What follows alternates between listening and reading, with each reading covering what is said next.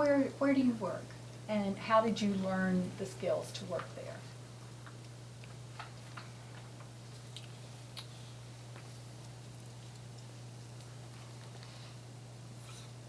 I worked at FedEx for 9 years.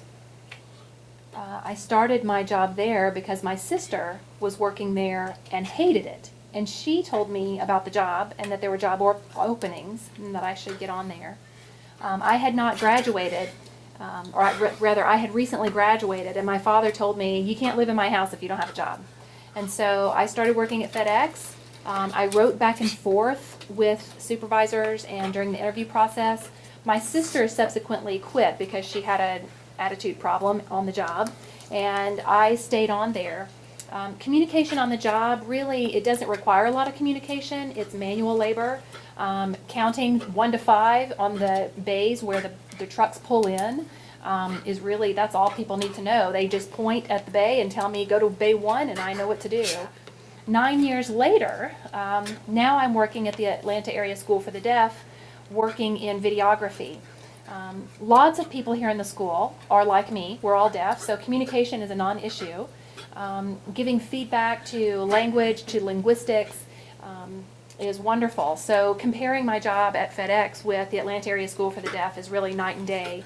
I can communicate here efficiently with anyone on the job. Can you tell us more about your job as a videographer? What type of videos are you making? Here at the Accessible Materials Project, I am both a sign model and also an editor from the beginning of the project until it's in the can.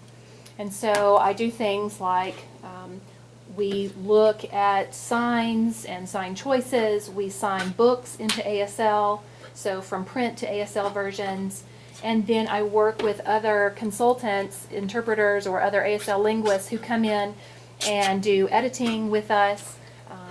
And then it goes through the editing process. So the video is made with images or illustrations from the books, the original books. And then we go through a final check-off process where we decide if the product is finalized.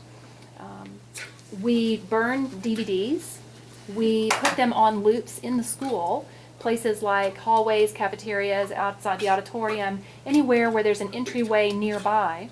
So you might see me on a video anytime, and it's fun for the kids to see someone here on staff and on a video. And so that's what I do every day. Did you have any special education or training for this job as a videographer?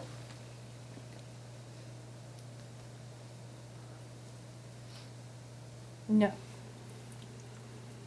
I don't have any particular training, but I do have some experience. There was a time when I worked with a woman whose name is Sandy Houston. She actually brought me into the program and started working with me as a ASL storyteller. I used to tell stories when I was a kid and make people laugh, and I enjoyed that.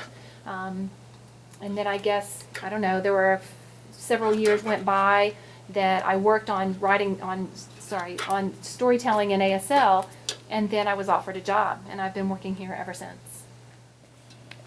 Gil, since we are filming you here at the Accessible Materials Project, could you show us around your studio a little, please?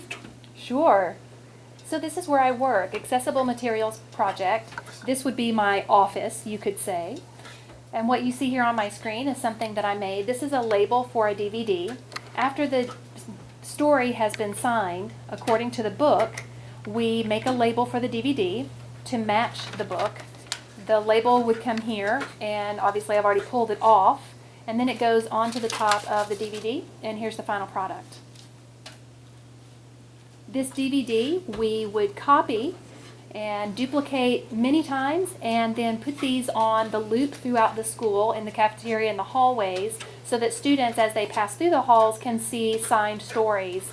And these labels are on them to identify the story.